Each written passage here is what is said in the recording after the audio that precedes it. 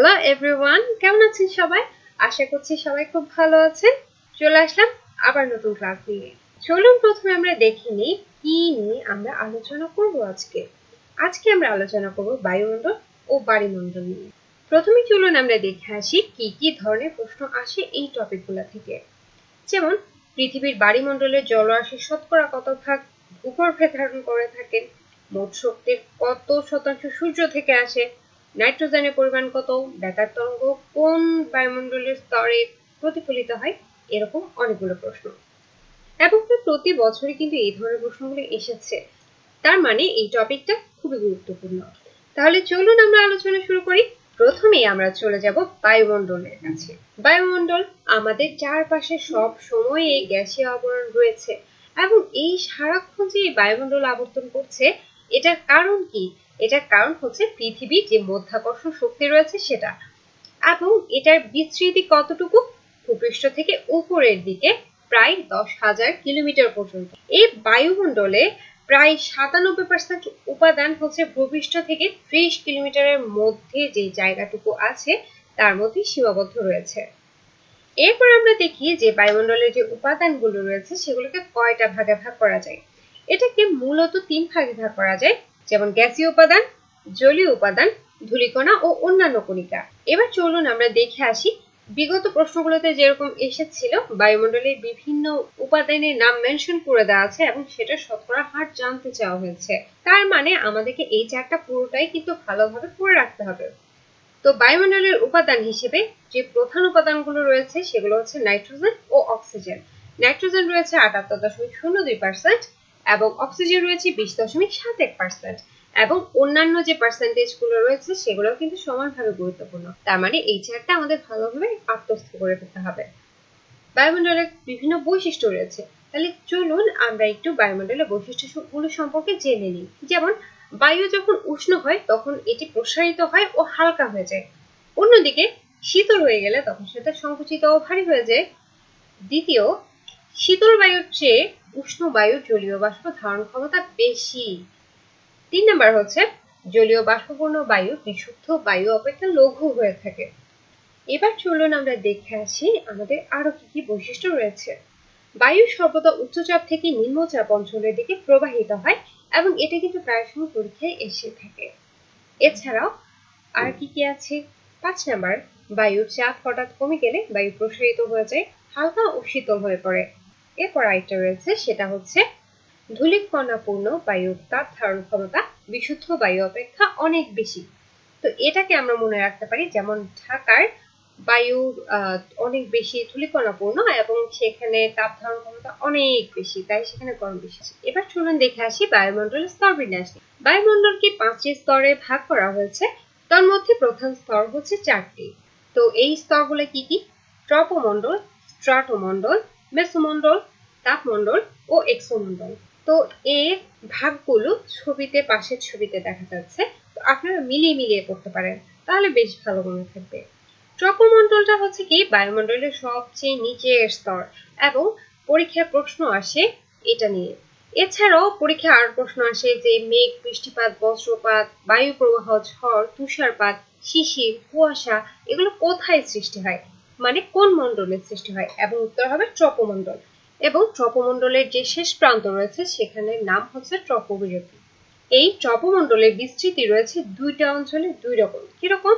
নিরক্ষীয় অঞ্চলে 16 থেকে 19 কিলোমিটার করে, অন্যদিকে মেরু অঞ্চলে তা হয়ে যায় 8 কিলোমিটার। সাধারণভাবে প্রতি 1000 মিটার উচ্চতায় এই স্তরে 6 ডিগ্রি সেলসিয়াস করে তাপমাত্রা হ্রাস পেতে থাকে। এরপর আসে দ্বিতীয় স্তর, মানে স্ট্রাটোমণ্ডল। স্ট্রাটোমণ্ডলের উপরের দিকে 50 কিলোমিটার পর্যন্ত এটা বিস্তৃতি, এবং এখানে সবচেয়ে বেশি পরিমাণে যেটা আছে সেটা হচ্ছে ওজোন গ্যাস। আপনারা ছবিতেও দেখতে পাচ্ছেন ওজোন গ্যাসের একটা লেয়ার রয়েছে, এবং এক্ষেত্রে ধীরে ধীরে তাপমাত্রা 4 ডিগ্রি সেলসিয়াস পর্যন্ত বৃদ্ধি পেতে থাকে। আর এই স্তরে কারা অবস্থান করে? এই স্তরে অবস্থান করে জেট বিমান। এরপর চলুন আমরা দেখি মেসোমণ্ডল সম্পর্কে কিছু তথ্য। এই মেসোমণ্ডলের বিস্তৃতি স্ট্রাটোবিরতির উপরে প্রায় 80 কিলোমিটার পর্যন্ত, এবং এখানে অবস্থান করে উল্কা। এরপর দেখি তাপমণ্ডল। তাপমণ্ডল সাধারণত মেসোবিরতির উপরে 500 কিলোমিটার পর্যন্ত এটা বিস্তৃত, এবং এক্ষেত্রে দ্রুত তাপমাত্রা বৃদ্ধি পেয়ে 1480 ডিগ্রি সেলসিয়াসে পৌঁছে যায়। এই তাপমণ্ডলের নিম্নের যে অংশটা সেটাকে বলা হয়ে থাকে আয়নমণ্ডল। এই আয়নমণ্ডলে একটা গুরুত্বপূর্ণ কাজ হয়, কি বলুন তো সেটা? এখানে ভূপৃষ্ঠ থেকে যখন কোনো বেতার তরঙ্গ পাঠানো হয় তখন সেটা আয়নমণ্ডলের যে স্তর রয়েছে সেখানে বাধাপ্রাপ্ত হয়ে ভূপৃষ্ঠে ফিরে আসে। এইভাবে ভূপৃষ্ঠে ফিরে আসার ফলে আমাদের গ্রাহকের যে অ্যান্টেনা থাকে সেখানে আমরা এই সিগন্যালটা পেয়ে থাকি। এরপর আসি এক্সোমন্ডল। এক্সোমন্ডল হচ্ছে তাপমণ্ডলের উপরে প্রায় 960 কিলোমিটার পর্যন্ত এটা বিস্তৃত রয়েছে এবং এখানে যে দুইটা গ্যাসের প্রাধান্য রয়েছে সেগুলো হচ্ছে হিলিয়াম ও হাইড্রোজেন এবং এখানে তাপমাত্রা 300 ডিগ্রি সেলসিয়াস থেকে 1650 ডিগ্রি সেলসিয়াস পর্যন্ত হয়ে থাকে। এরপর চলুন গরমকালে আমরা একটু আলোচনা করি বায়ুমণ্ডল নিয়ে, যাতে একটু হলেও আমাদের গরমটা লাঘব হয়। তো বায়ুমণ্ডলে যে কম্পোজিশনটা রয়েছে এটা খুবই গুরুত্বপূর্ণ। আপনারা অলরেডি দেখেছেন যে বিগত প্রশ্নগুলোতে এখান থেকে কিন্তু কোন জায়গায় কি পরিমাণ পানি থাকে সেটা সম্পর্কে প্রশ্ন এসছে। তার মানে এই চারটা পুরোটাই আমাদেরকে পড়ে ফেলতে হবে। তবে এখানে পরিমাণের অংশটুকু আমরা বাদ দিতে পারি। তবে আমাদের যেটা সবচেয়ে বেশি প্রয়োজন সেটা হচ্ছে শতকরা হারটা, এক্ষেত্রে পরিমাণটা না পড়লেও হবে। এরপর আমরা চলে আসলাম মহাসাগরের ক্ষেত্রে। তো মহাসাগরের এই ছবিটা দেখে আপনারা মোটামুটি আশা করি বুঝতে পারছেন যে কোথায় কোন মহাসাগরটা অবস্থান করছে। যদিও ছবিটা একটু ঝাপসা, তারপর আপনারা মোটামুটি ধারণা নিতে পারবেন। আর যেহেতু আমরা বাংলা বেশি ক্যাচ করতে পারি তাই এই ছবিটা দিয়ে। এরপর আমরা জেনে নিই যে 5টা মহাসাগরের আয়তন, গভীরতা ও অবস্থান সম্পর্কে। এটাতে কিন্তু অবশ্যই আপনারা ম্যাপ ব্যবহার করবেন, কারণ আপনারা ম্যাপ দেখে যখন পড়বেন তখন জিনিসটা আপনাদের আর মুখস্থ করতে হবে না, জিনিসটা আপনার থেকেই আপনাদের মনে থাকবে। এক্ষেত্রে মহাসাগরগুলোর অবস্থান কোথায়, আয়তনে কোনটা বড়, কোনটার গভীরতায় বড়, এই ধরনের বেশ কিছু প্রশ্ন এসে থাকে। এই যে এখানে আরেকটা পরিষ্কার ছবি দেওয়া হয়েছে, এখান থেকে আপনারা মিলিয়ে মিলিয়ে পড়তে পারেন। এরপর চলুন দেখে আসি মহাসাগর সম্পর্কে আরো কিছু তথ্য।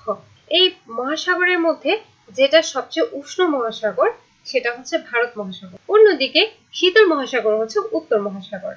আর ভগ্ন উপকূল বিশিষ্ট এবং অনেক আবদ্ধ সাগরের সৃষ্টি করেছে যে সাগর সেটা হচ্ছে আটলান্টিক মহাসাগর। তারপর আসি সাগর নিয়ে। সাগর কি? এটা কোনো বাংলা সিনেমার সাগর নয়, এটা হচ্ছে আমাদের বাস্তব জীবনের যে সাগর। মহাসাগর অপেক্ষা স্বল্প আয়তন বিশিষ্ট যে জলরাশি রয়েছে সেটাই হচ্ছে সাগর। আর গভীরতা সাগর যখন বলা হবে তখন সেটা হয়ে যাবে ক্যারিবিয়ান সাগর। আর আয়তনের সর্ববৃহৎ সাগর হচ্ছে দক্ষিণ চীন সাগর। অনেক সময় প্রশ্ন আসে যে কোন সাগরের তীরবর্তী অঞ্চলে সবচেয়ে বেশি স্বাধীন দেশ অবস্থিত। এটার উত্তর হচ্ছে ভূমধ্য সাগরের তীরে। এখানে 41টি দেশ রয়েছে এবং গ্রিস ও তুরস্ক এই দুইটা দেশের মধ্যখানে রয়েছে ইজিয়ান সাগর। এরপর আমরা দেখি উপসাগর কি। উপসাগর হচ্ছে 3 দিকে স্থলভাগ দ্বারা পরিবেষ্টিত এবং একদিকে জল যদি থাকে তখন সেটাকেই বলা হয়ে থাকে উপসাগর। উপসাগরের ধরন হচ্ছে 2 ধরনের, বে এবং গাল। পাশের চিত্রে কিন্তু একটা ধারণা দেওয়া হচ্ছে যে কোনটা কি ধরনের হয়ে থাকে।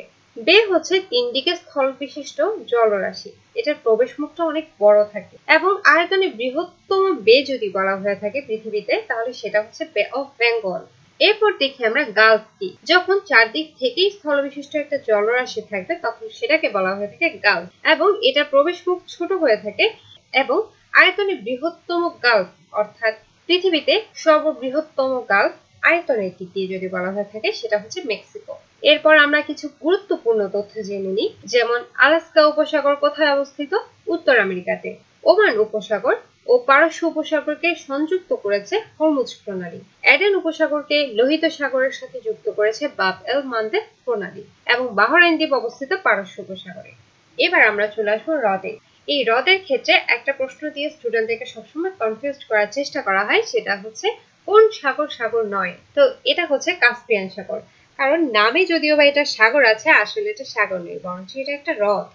এটা অবস্থান করছে এশিয়া ইউরোপের মাঝে, ককেশাস পর্বতমালার পূর্বে এবং মধ্য এশিয়ার পশ্চিমে। এটার একটা বিশেষত্ব হচ্ছে এটা পৃথিবীর বৃহত্তম হ্রদ এবং এটা লবণাক্ত হ্রদ। এরপর দ্বিতীয় আরেকটা হ্রদ সেটা হচ্ছে বৈকাল হ্রদ। এটা অবস্থান করছে রাশিয়াতে এবং এটা হচ্ছে পৃথিবীর গভীরতম হ্রদ। দেখুন, বৃহত্তম হ্রদ হচ্ছে কাস্পিয়ান সাগর, অন্যদিকে গভীরতম হ্রদ হচ্ছে বৈকাল হ্রদ। এরপর আসি সুপিরিয়র হ্রদ। এটা অবস্থান করছে যুক্তরাষ্ট্র ও কানাডার সীমান্তে এবং এটা বিশেষত্ব হচ্ছে এটা আয়তনের সর্ববৃহৎ স্বাদু জলের হ্রদ। এখানে পৃথিবীর মোট স্বাদু পানির 10% অবস্থান করছে। এবং আমরা এখানে এক একবার ডিফারেন্ট তথ্য পাচ্ছি। এরপরে আসে ভিক্টোরিয়া হ্রদ কি। এটা হচ্ছে কেনিয়া, তানজানিয়া এবং উগান্ডার সীমান্তে অবস্থিত একটা হ্রদ এবং এটা হচ্ছে আফ্রিকার বৃহত্তম হ্রদ।